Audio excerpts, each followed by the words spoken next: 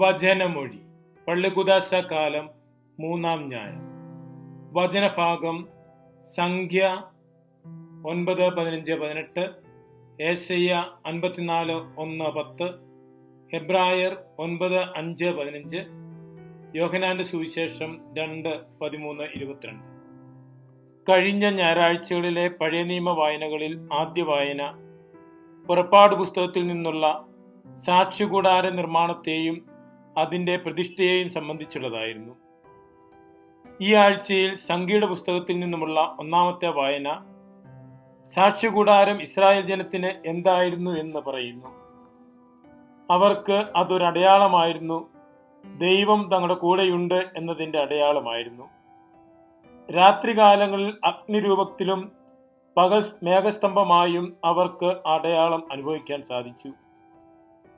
അഗ്നിസ്തംഭങ്ങളും മേഘത്തൂണുകളും ദൈവങ്ങളായിരുന്നില്ല, എന്നാൽ ദൈവസാന്നിധ്യത്തിൻ്റെ അടയാളങ്ങളായിരുന്നു.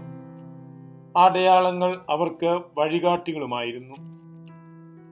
ഇന്ന് ദൈവിക സാന്നിധ്യത്തിൻ്റെ അടയാളമായി വർത്തിക്കുന്നത് കുദാശകളാണ്.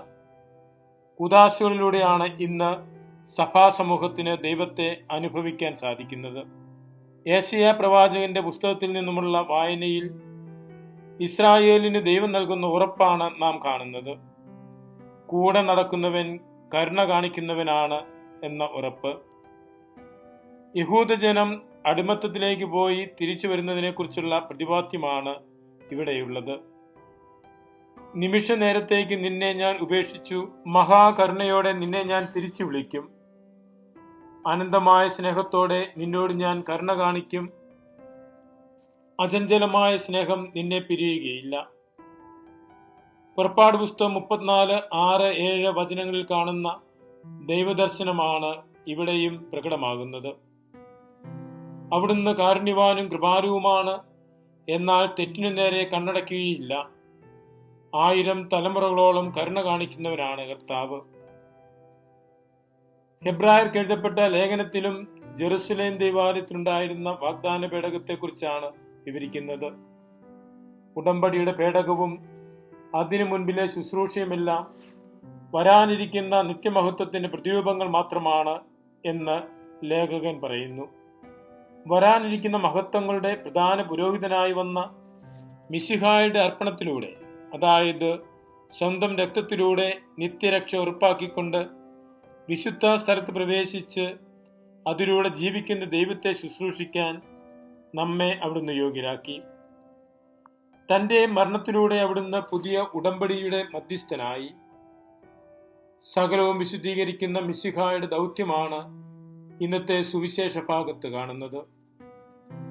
പെസഹ തിരുനാളിന്റെ പശ്ചാത്തലത്തിൽ ജെറുസലേം ദൈവാലയം ശുദ്ധീകരിക്കുന്ന സംഭവത്തിലൂടെയും ഈ ദൈവാലയം നശിപ്പിച്ചാൽ 3 ദിവസം കൊണ്ട് പുനരുദ്ധരിക്കും എന്ന് പറയുന്നതിലൂടെയും മിശിഹായുടെ ദൗത്യത്തെയാണ് എടുത്തു പറയുന്നത്.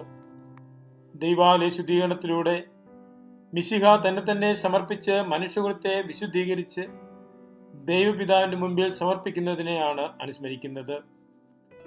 പള്ളികുദാശക്കാലം അനുസ്മരിക്കുന്നതും മിശിഹായാൽ വിശുദ്ധീകരിക്കപ്പെട്ട സഭ മിശിഹായോടൊപ്പം സ്വർഗീയ ജെറുസലേമിൽ പ്രവേശിക്കുന്നതും മിശിഹ സഭയെ ദൈവസന്നിധിയിൽ സമർപ്പിക്കുന്നതുമാണ്. ആ സമർപ്പണത്തിന്റെ മുന്നാസ്വാദനമാണ് ഓരോ പരിശുദ്ധ കുർബാനയിലും യാഥാർത്ഥ്യമാകുന്നത്. അവിടുത്തെ തിരുശരീര രക്തങ്ങളാൽ വിശുദ്ധീകരിക്കപ്പെടുന്നവർ നിത്യമഹത്വത്തിന് യോഗ്യരാക്കപ്പെടുന്നു. മിശിഹായോടുകൂടി സ്വർഗരാജ്യ പ്രവേശനത്തിന് യോഗ്യരാകുന്നതിനും നിത്യം ദൈവത്തെ സ്തുതിക്കുന്ന സഭാസമൂഹത്തിന്റെ ഭാഗമായി മാറുന്നതിനും നമുക്കും കൃപ പ്രാർത്ഥിക്കാം. മിശിഹ നമ്മെ അനുഗ്രഹിക്കട്ടെ. ആമേൻ.